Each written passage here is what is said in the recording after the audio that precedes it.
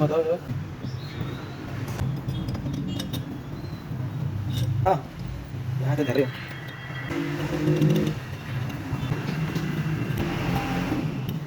¿Qué me decir ahí?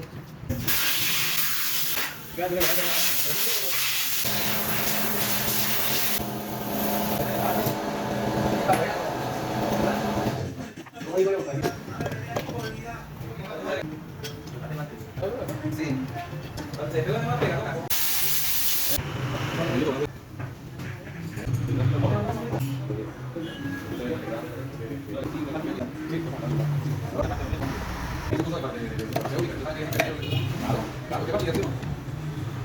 Ah, bueno, allá también puedes estudiar, es muy capacitante también.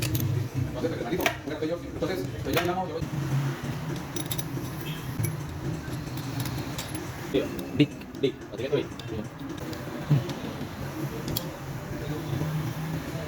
Una, por ahí.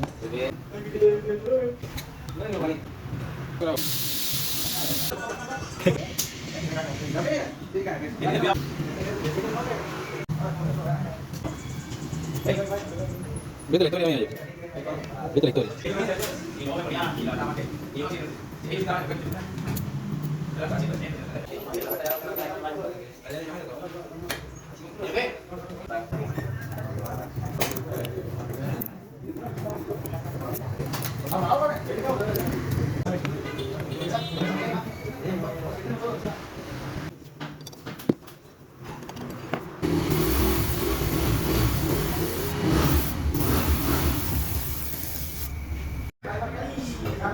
Por eso, de un gran ataque por ahí, lo golpearon.